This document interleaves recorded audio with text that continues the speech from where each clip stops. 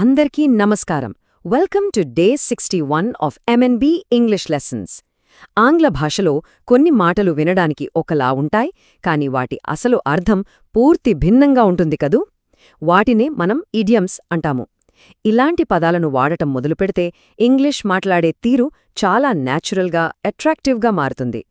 ఈనాటి వివరణాత్మక పాఠంలో ఒంట్లో బాగోలేనప్పుడు వాడే ఒక అద్భుతమైన ఇడియంను పర్ఫెక్ట్గా ఎలా నేర్చుకోవాలో, ఎలా వాడాలో చాలా స్పష్టంగా చూద్దాం. ఈ ఆసక్తికరమైన ఇడియంలోకి వెళ్లే ముందు ఒక చిన్న విన్నపం. దయచేసి ఈ ఎక్స్ప్లెయినర్కు మంచి హైప్ ఇవ్వండి, అలాగే లైక్ చేయండి. ఆంగ్లం నేర్చుకోవాలనే ఆసక్తి ఉన్నవారందరికీ దీన్ని షేర్ చేసి తప్పకుండా సబ్స్క్రైబ్ చేసుకోండి. ఇలాంటి చిన్న ప్రోత్సాహం మన కమ్యూనిటీకి ఎంతో ఎనర్జీనిస్తుంది, అలాగే మరిన్ని బెస్ట్ లెసన్స్ అందించడానికి ఎంతో హెల్ప్ అవుతుంది. Okay, let's dive into this. ఈరోజు మనం ఎక్స్ప్లోర్ చేయబోయే ఇడియం అండర్ ద వెదర్. ఇది మనం తరచుగా వినే పదే కదా. ముందుగా ఈ వాక్యాన్ని గమనిద్దాం. I can't come to work today, I'm feeling under the weather. వినడానికి చాలా పొలైట్గా, ప్రొఫెషనల్గా ఉంది కదా. కానీ అసలు దీని వెనుక ఉన్న మీనింగ్ ఏంటో ఇప్పుడు డీకోడ్ చేద్దాం. Now what's really interesting about this? ఇక్కడ గమనించాల్సిన విషయం ఏంటంటే, అండర్ ద వెదర్ అనగానే అక్షరాల వాతావరణం కింద ఉన్నారని లేదా వర్షంలో తడుస్తూ చలికి వణుకుతున్నారని కాదు. వాతావరణానికి ఈ ఈడియంకి డైరెక్ట్ లింక్ ఏమీ లేదు. ఇది కేవలం ఒకరి హెల్త్ కండిషన్ని, లోపల శారీరకంగా ఎలా ఫీల్ అవుతున్నారు అనేదాన్ని వర్ణించడానికి వాడే ఒక ఫిగరేటివ్ ఎక్స్ప్రెషన్ అంతే.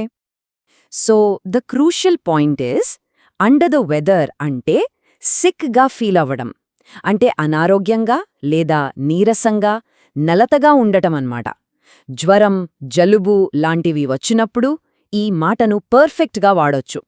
ఆఫీస్లో కానీ ఫ్రెండ్స్తో కానీ ఐఎమ్ సిక్ అని చెప్పడం కాస్త ఇబ్బందిగా అనిపించవచ్చు. అలాంటప్పుడు ఈ పదం చాలా డిగ్నిఫైడ్గా, మర్యాదపూర్వకంగా ఉంటుంది. ఇది వినేవారికి కూడా ఒక సాఫ్ట్ టోన్ను ఇస్తుంది. దీని హిస్టరీ తెలుసుకుంటే నిజంగా ఆశ్చర్యపోతాం. ఇది పాతకాలపు సేలర్స్, అంటే సముద్రాలపై ప్రయాణించే నావికుల దగ్గర నుండి పుట్టిన మాట. 100 ఏళ్ల క్రితం సముద్రంలో ప్రయాణించేటప్పుడు భారీ తుఫాన్లొచ్చేవి కదా. అప్పుడు ఆ ఓడలు విపరీతంగా ఊగిపోయి నావికులకు సీ సిక్నెస్, అనారోగ్యం కలిగేది. ఆ సమయంలో వాళ్లు ఓడ పైభాగానుండలేక రక్షణ కోసం కింద ఉన్న డెక్లోకి వెళ్లేవారు. అలా కఠినమైన వాతావరణం నుండి తప్పించుకుని డెక్ కిందకి వెళ్లడాన్ని అండర్ ద వెదర్, సైడ్కి వెళ్లడం అనేవారు. చూసారా, ఆ సముద్రపు కష్టాల నుండి ఈ పదం ఈరోజు మన రోజువారీ లైఫ్లోకి ఎలా వచ్చేసిందో.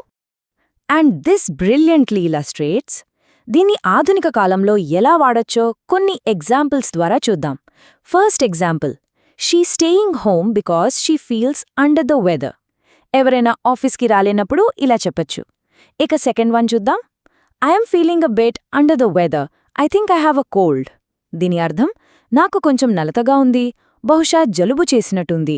ఇది చాలా కామన్ సిచ్యువేషన్ కదా. మూడవ ఉదాహరణ, he was a bit under the weather after working too many hours. విపరీతంగా అలసిపోయినప్పుడు కూడా ఇలా చెప్పడం ఎంత న్యాచురల్గా ఉందో కదా.